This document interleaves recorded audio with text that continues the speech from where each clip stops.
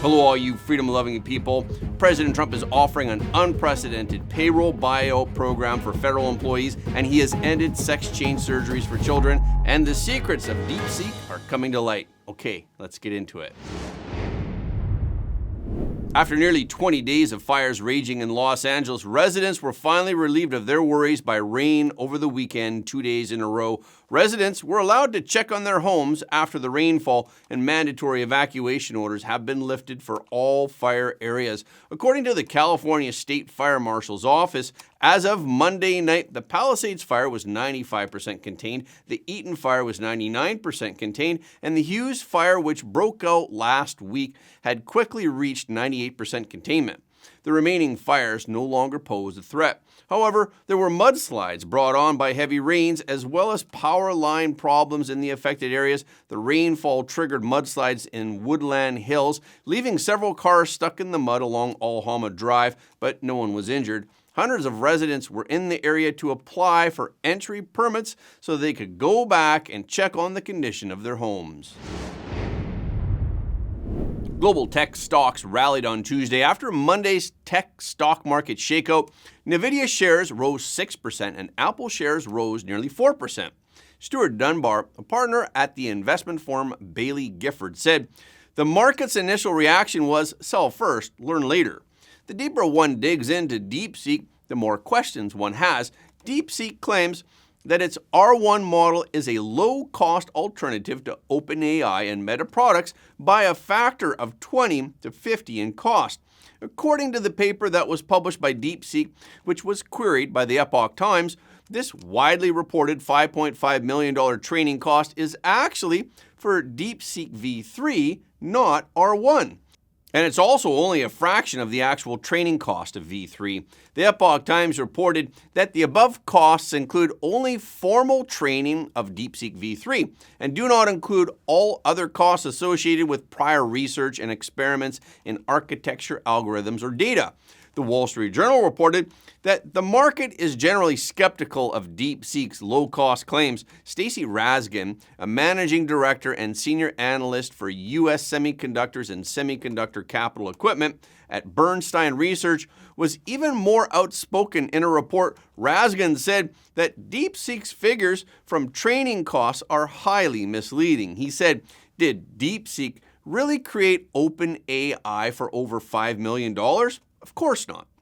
DeepSeek V3, he explains, is a hybrid expert model that, through a series of optimizations and clever techniques, can provide performance similar to or better than other large-scale base models, but it requires only a fraction of the computational resources for training. Notably, DeepSeek does not publish the costs of its R1 model. If DeepSeek R1 is comparable to OpenAI 01, then the cost data for R1 is more critical." Paul Triolo, a partner at the global consulting firm DGA Group, wrote that OpenAI's 01 must have cost far more to train than GPT-4, and likewise, DeepSeek R1 must have cost more to train than DeepSeek V3. The training computations will only increase as we move from OpenAI 03 to 04 or from DeepSeek R1 to R2. The U.S. capital firm Archerman Capital also questioned the $5.5 million cost pitch. Their report points out that some people claim that DeepSeek's training cost is $5.5 million, which is 1/10 of Meta's and 1/20 of OpenAI's, as if it were 10 or 20 times more powerful. However, Meta and OpenAI spend more money because of frontier exploration, and exploration means that there will be waste, while DeepSeek's catching up is standing on the shoulders of others, so DeepSeek can avoid a lot of waste. Just like the research and development of innovative drugs, it requires billions of dollars over 10 years, while the research and development of generic drugs will definitely be faster and less expensive. Also, the caliber of cost statistics is not standardized and can vary greatly. Citigroup analyst Atif Malik also disputed the claim that DeepSeek did not use high-end GPUs for model fine-tuning.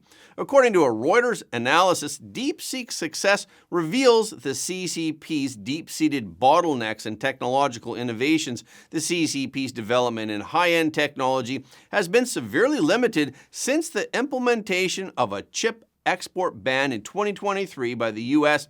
DeepSeek's R1 model boasts a low-cost advantage, but this is more due to efficient use of resources and clever technical design than a real breakthrough in its reliance on high-end chips. However, according to official media reports, the founder of DeepSeek is Lian Wenfeng. He said, "In the process of research and development of AI, the most worrying thing is not money, but chips." Chinese media 36KR pointed out that in 2023, before the U.S. fully implemented the chip ban on China, Lian Wenfeng's company had purchased a large stock of NVIDIA A100 chips amounting to more than 10,000 units. But Dylan Patel, the founder of SemiAnalysis, an AI research consultancy, estimated that DeepSeek used a combination of at least 50,000 NVIDIA low-power chips to develop the model. And Yan LeCun, the chief scientist of Meta AI Research, and Sam Altman, the founder and CEO of OpenAI, both pointed out that DeepSeek is only utilizing the current free and open models, including Meta's Llama, as the basis for R&D training.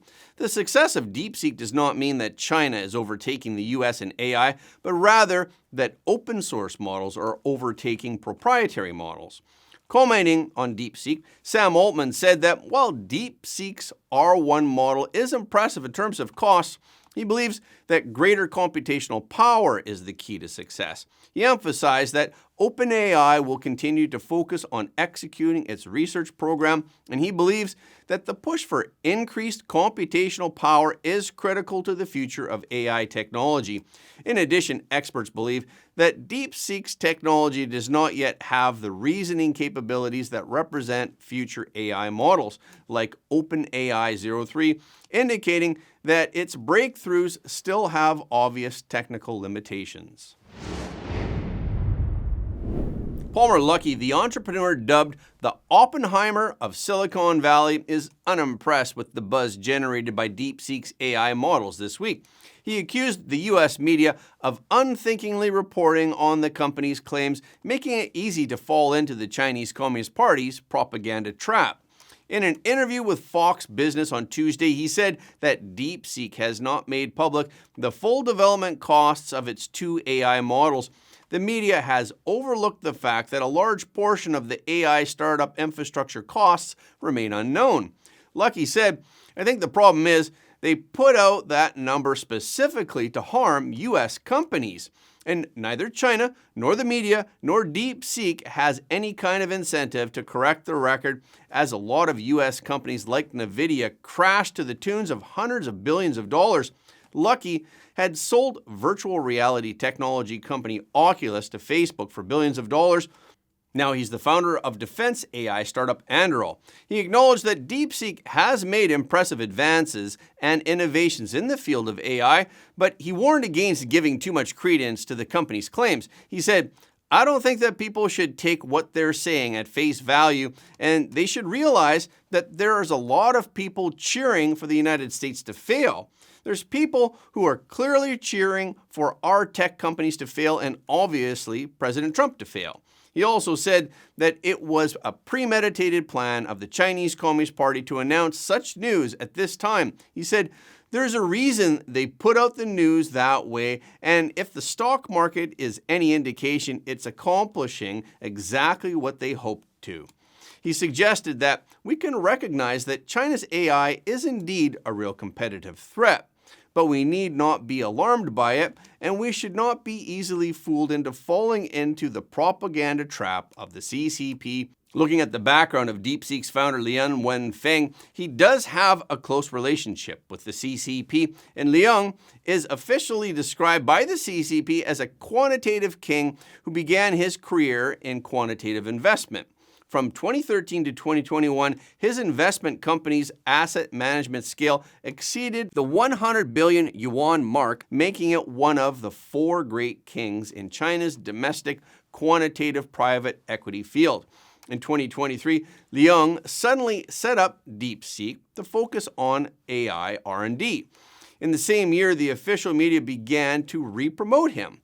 Over the past 2 years, his investment firm has partnered with national groups such as the China Youth Development Foundation and the Communist Youth League in a series of so-called charitable endeavors. He also organizes teams of young scientific and technological elites in Chinese universities, and the company in question has received state-level subsidies. None of this would have been possible in China without close official support. Last Tuesday, he was also asked to attend a closed-door symposium with Chinese Communist Party Premier Li Qiang to give advice on the government's economic work. This, of course, has caused concerns about DeepSeek's data security. On Tuesday, Italian regulator Goulet said that it wanted to know what personal data the DeepSeek app collected, and from what sources, for what purposes, and on what legal basis, and whether it was stored in China. DeepSeek and its subsidiaries have 20 days to give an explanation. This is one of the first regulatory moves against the Chinese startup DeepSeek. The Trump administration announced on Tuesday that it will impose stricter standards of workability and behavior on all federal workers and warned of future layoffs. But the administration is also offering an unprecedented payroll buyout program for employees who choose to leave by next week, promising to pay about 7 months' salary to accelerate the downsizing of the federal government. An email memo sent by the Office of Personnel Management, the OPM, to federal employees explains that employees may be eligible for buyout compensation if they voluntarily resign before February 6. The federal government currently employs more than 3 million people, making it the 15th largest employer in the United States, according to a Pew Research Center analysis of OPM data. The average tenure of a federal employee is nearly 12 years. Even if only a small percentage of employees accept the buyout, the program could have far-reaching effects on the economy, social stability, and the functioning of the federal government. This initiative could result in the mass exodus of frontline medical personnel from the Department of Veteran Affairs or officials who are responsible for housing and small business lending and contractors overseeing defense procurements. In the memorandum sent by the OPM, the government lists 4 directives that federal workers are specifically required to follow. One of them requires federal employees who worked remotely during the outbreak to resume a 5-day-a-week work schedule at the office. This requirement is consistent with President Trump's statement last weekend. In addition, the memo emphasizes that while the Trump administration may increase staffing in some departments, most federal agencies will face layoffs. However, the union that represents the federal workers disagrees with the new order and the buyout offer. The union claimed that this is not a voluntary buyout, calling it a purge of people who do not agree with President Trump.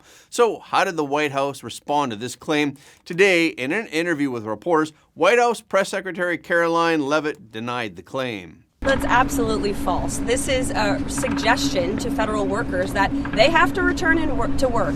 And if they don't, then they have the option to resign. And this administration is very generously offering to pay them for 8 months.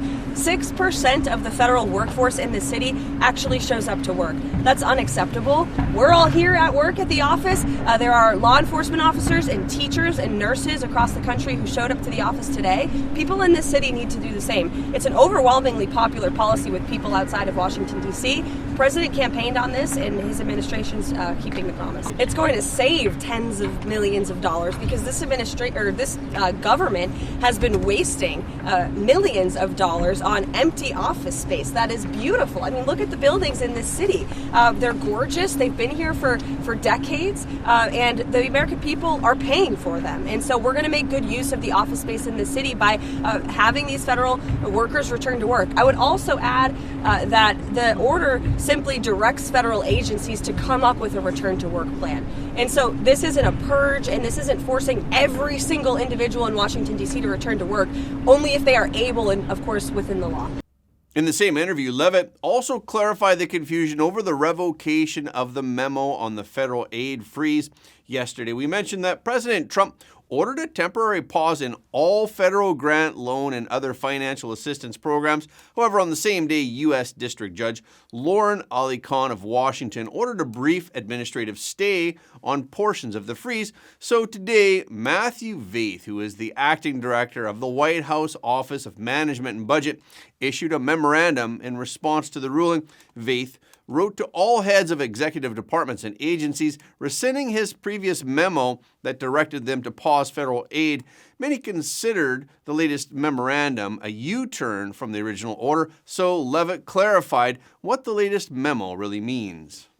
It's very clear. This is a temporary pause on federal funding to ensure that tax dollars are not funding things that this president has signed out of law. So the Green New Deal, DEI, etc. As I said repeatedly yesterday, and I would like to double down on the fact that Social Security, Medicare, Medicaid, which I'd like to be clear on that today, welfare benefits, individual assistance, food stamps, etc. will not be impacted. So the American people should not be confused about this. And in fact, they should be grateful that this administration is actually valuing their hard-earned tax dollars. And today, during a signing ceremony for the Laken-Riley Act to sign the Laken-Riley Act into law, President Trump said that he is signing an executive order to prepare a massive facility at Guantanamo Bay to be used to house deported migrants.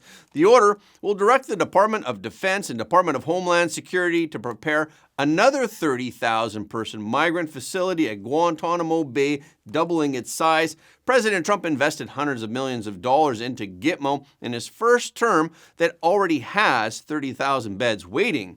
Gitmo is a facility in Cuba that has been used to house military prisoners, including several involved in the 9/11 attacks. Today, I'm also signing an executive order to instruct the Departments of Defense and Homeland Security to begin preparing the 30,000-person migrant facility at Guantanamo Bay. Most people don't even know about it. We have 30,000 beds in Guantanamo to detain the worst criminal illegal aliens threatening the American people. Some of them are so bad we don't even trust the countries to hold them because we don't want them coming back, so we're going to send them out to Guantanamo.